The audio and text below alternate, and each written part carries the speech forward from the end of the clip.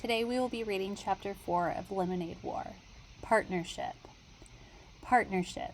Two or more people pooling their money, skills, and resources to run a business, agreeing to share the profits and losses of that business.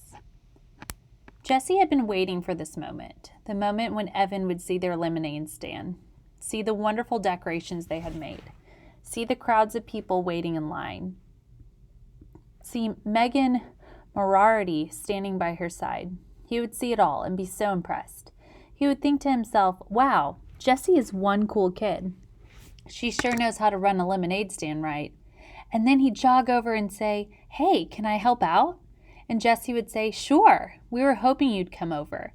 And it would be like old times. Why hadn't it worked out like that? With one part of her brain, Jessie continued to take money from customers and make change. That was the part of her brain that worked just fine. With the other part of her brain, Jessie went over what had happened with Evan. That was the part of her brain that tended to run in circles. She and Megan were selling lemonade. Business had been good. Then Mrs. Polly, a neighborhood mom, walked up. She had a bunch of kids in her backyard running through the sprinkler, and now they wanted 12 cups of lemonade. 12! It was the biggest sale of the day. Megan got cracking, pouring the lemonade, and Jessie took the 6 singles that Mrs. Polly handed her.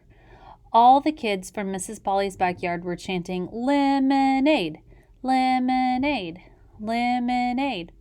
A fly buzzed by Jessie's ear. They'd been having a problem with flies because of that sticky lemonade spills on their stand. And she cocked her head to one side to shoo it since her hands were busy with the money. And that's when Jessie looked up and saw Evan standing there, staring. So she smiled, but he didn't smile back. So she waved, even though she had all that money in both hands. She waved so he'd know that she was happy to see him. And then he stalked off, all stiff-legged and bristly. And she never got to say, sure, we were hoping you'd come over, like she'd rehearsed in her head. And just then, Tommy Polly, who was 2 years old, pulled down his bathing suit and peed right on the lawn.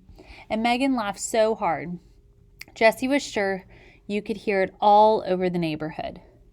That's what happened. That's exactly what had happened. But Jessie knew that something else entirely had happened, and she didn't get it. The way she didn't get a lot of things about people.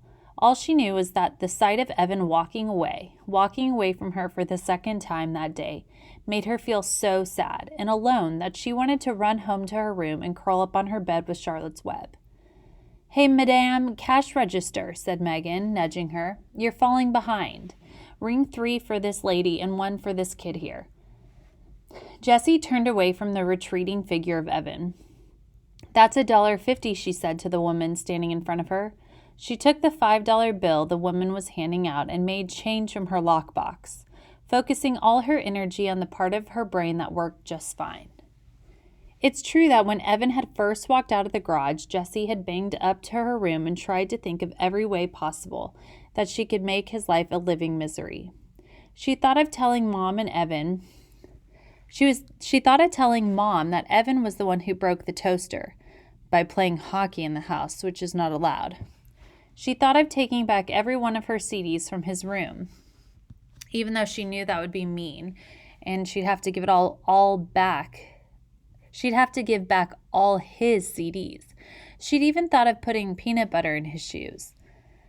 This was something she'd read in a book, and she loved to imagine the moment of horror when he'd think he'd somehow gotten dog dew inside his shoes. But when these ideas had finished bouncing around her brain, and when her breathing had returned to normal, and her fists weren't clenched at her sides anymore, she knew that what she really wanted was to get the old Evan back. The one who was so much fun to be around. The one who helped her out of every jam. Like when she ate all the Lorna Doones and Mom had set aside for the Girl Scout meeting. And Evan had ridden his bike to the 7-Eleven and bought a new package before Mom even noticed. Or when she not accidentally, but how is she supposed to know, picked the red flowers in Grandma's garden that were a hybrid experiment. Evan had said they'd both done it so that Grandma's disappointment was spread around. Or the time that Jessie had smashed the ceramic heart that Daddy had given her because she was so mad that he had left them. And then, when she had cried about her broken heart, Evan had glued every single last piece back together again. She wanted back the Evan who was her best friend. But Evan didn't want her because he thought she was a baby and she was going to embarrass him in Mrs. Overton's class. So she had to prove to him that she was a big kid, that she could keep up with the crowd, that she could fit in, even with his 4th grade class. I'll show him I can sell lemonade too, just as good as him and Scott. I won't embarrass him. So Jessie got down to business. She knew she needed a partner. From past experience, she learned that having a lemonade stand alone wasn't considered cool. It was considered pathetic. And her partner would have to be a 4th grade girl because that's what this was all about, showing she could fit in with the 4th graders. So the question was, who? It had to be a girl who lived in the neighborhood or at least close enough to bike to her house. And it had to be someone that Jessie had talked to at least once. No way could she call up a girl she'd never even talked to, and it had to be someone who seemed nice. This last part was a problem, because Jessie knew that she often thought people were nice, and then they turned out not to be so nice.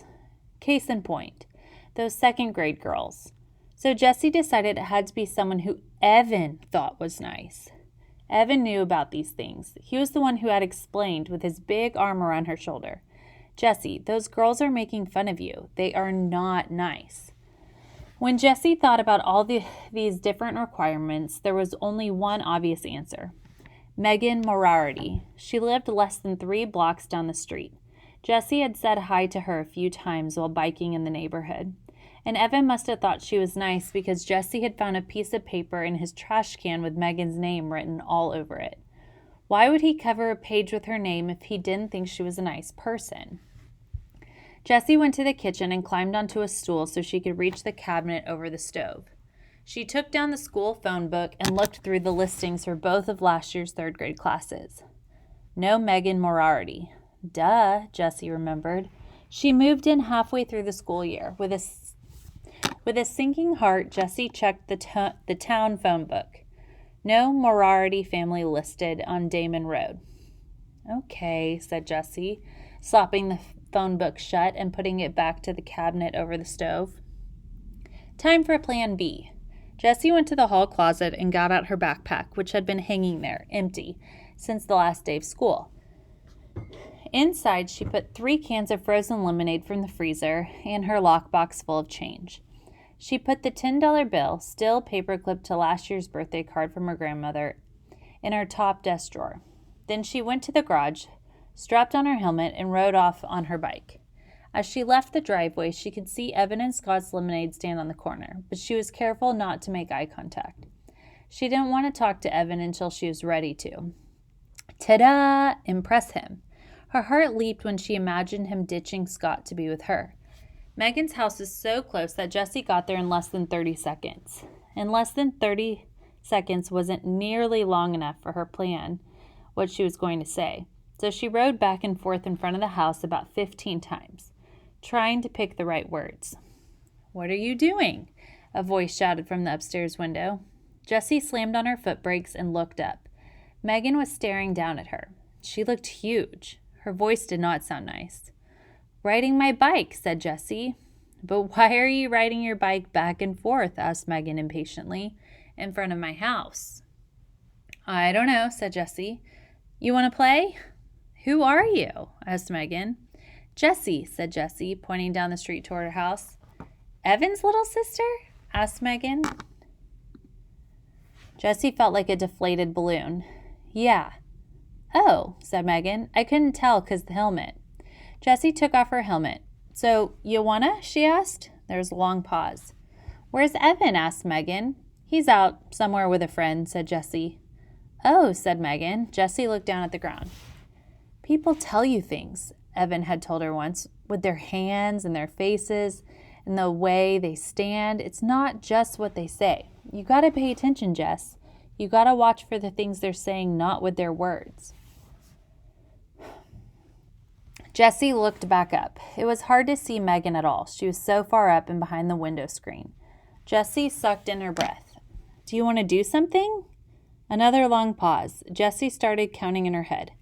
1 1,000, 2 1,000, 3 1,000, 4 1,000, 5 1,000, 6 1,000.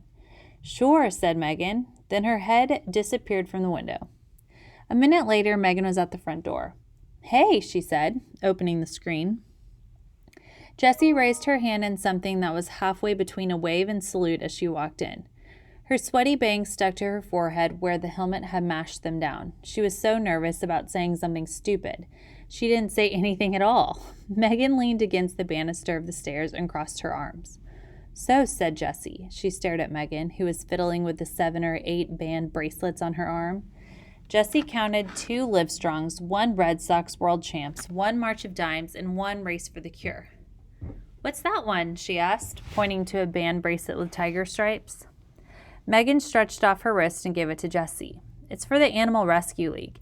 My mom gave them some money, so they gave us this and a bumper sticker. I've got 22 band bracelets. Cool, said Jessie, handing the bracelet back. Megan flipped it back on. She continued to play with the bracelets on her arm, running them up and down, up and down. So what do you want to do? Asked Megan. I don't know, said Jessie. We could, let me think. We could have a lemonade stand? Said Megan, sounding bored.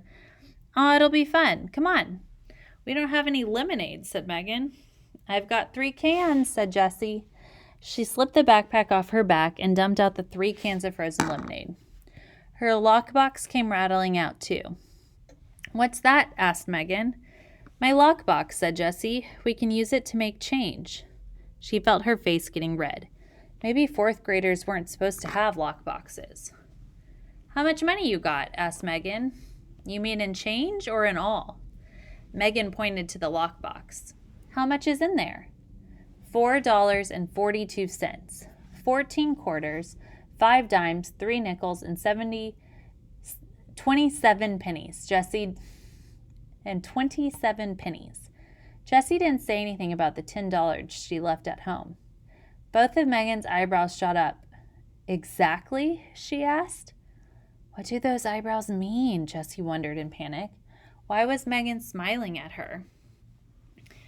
Jessie, those girls are making fun of you. They are not nice. Jessie didn't say anything. She had a sick feeling in her stomach that this was going to turn out badly. Megan straightened up. Wow, you're rich, she said. Want to go to 7-Eleven? We could get Slurpees. But Jessie pointed to the cans of lemonade on the carpeted hallway floor. The frost on them was already starting to sweat off. We could do the lemonade stand later, said Megan. Maybe. Jessie thought of Scott and Evan racking up sales 2 blocks down. How was she going to prove to herself to Evan if she couldn't even get Megan to have a stand?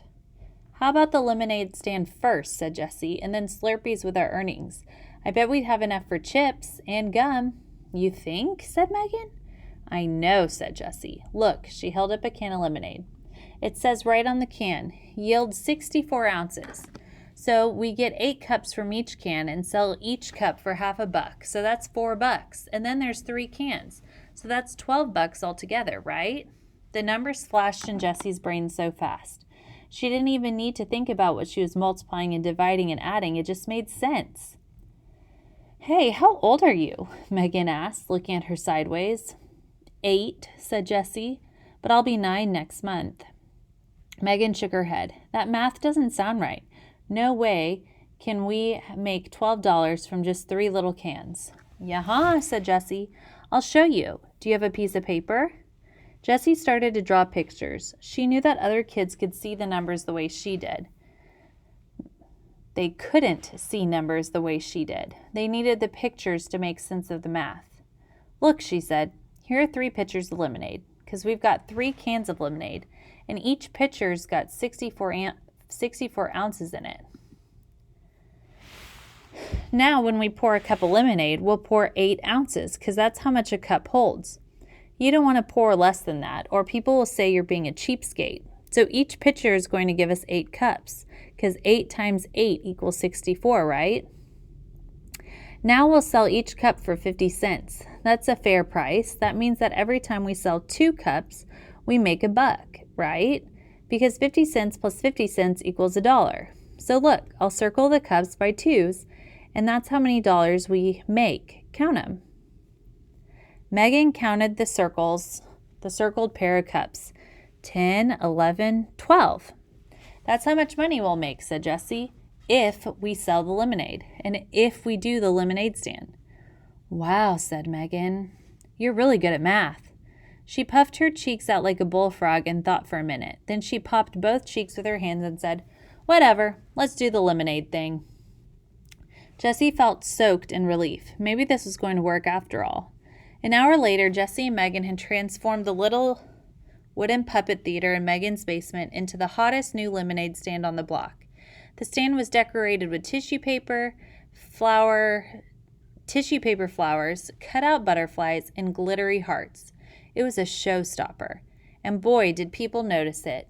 Kids in the neighborhood, strangers walking their dogs, moms strolling with carriages, even the two guys fixing the telephone wires. They all came to buy lemonade.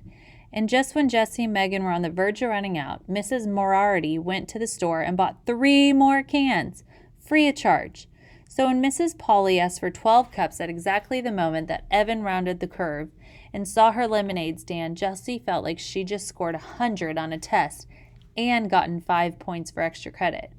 So why did Evan stomp off? And how come she didn't feel like she'd won anything at all?